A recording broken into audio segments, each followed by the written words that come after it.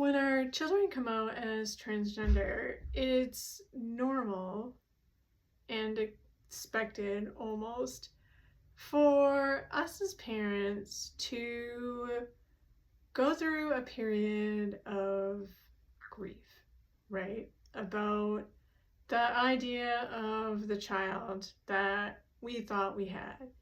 Because as parents, we lived with the idea of a child that for some period of time, whether your child is young and it was 4 years, 6 years, 8 years, or your child is older and it's been a decade or 2 decades or maybe 50 years, you've lived with some idea of a child that has been in your mind and in your heart.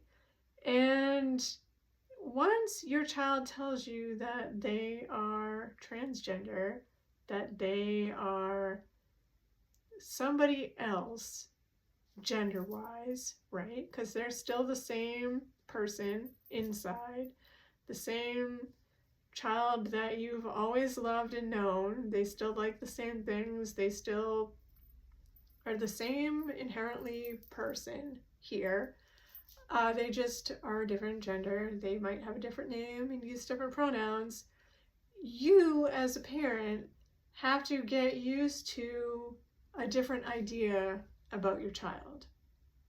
Because essentially that's what it is. You're readjusting the way that you think about who your child is. And that's where the pain and the grieving comes in, is the change and the adjustment and the process of rethinking about who you thought your child was, and reframing that thinking and letting go of the idea of having a son or daughter, and readjusting to the idea of now having a son or a daughter or a non-binary child, and getting used to a new way of thinking about your child, which is all normal. That's all perfectly normal. It's part of the process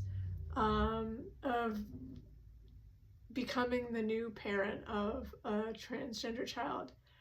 And so what I want to remind us of today, this week, is that while all that is happening, right, all that, because that takes time. It doesn't happen overnight. It doesn't take a short amount of time. It's not a quick process. You don't just wake up a week after your child comes out as transgender and you've suddenly adjusted to this new way of thinking about your child and everything's just rosy and sunshine.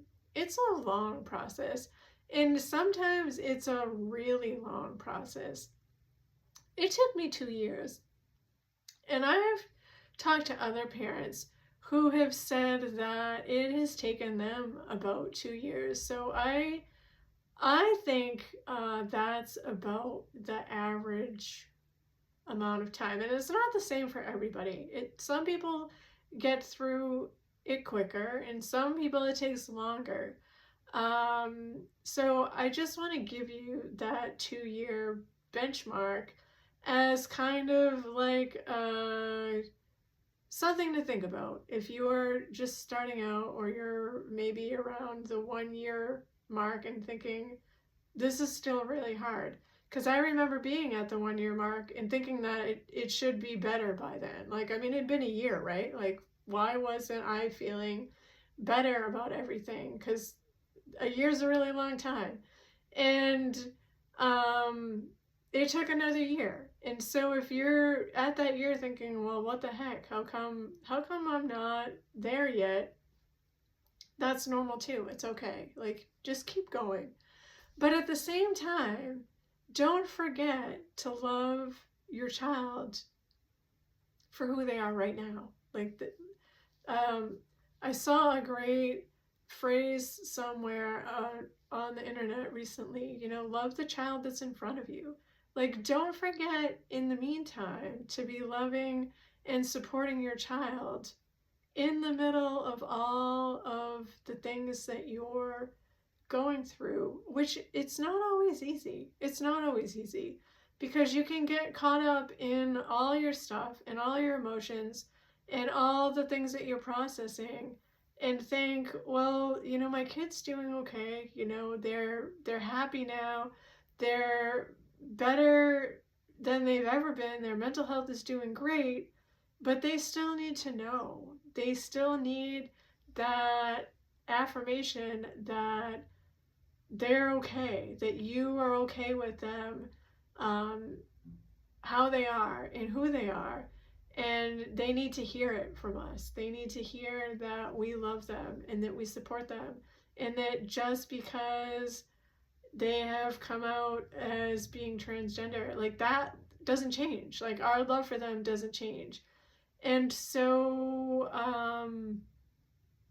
yeah, the biggest thing that makes a difference in the lives of transgender youth, especially youth and teens and young adults, is the love and support of family members.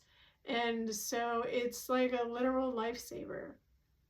So I want to just pop on here and just remind you that while you are processing all of your emotions and feelings and the newness and learning about all the things that you need to do to support your child, and support yourself, right? Because we can't support our kids if we're not supporting ourselves.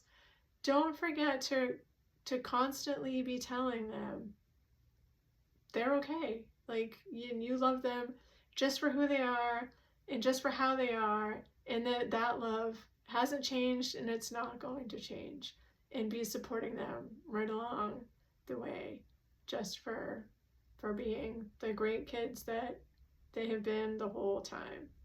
So that's all I wanted to hop on here and talk about today, and I hope you have a great week. Let me know if you have any questions or comments. You can feel free to drop them in the comment box and we can talk about it, and we'll be back here again next week.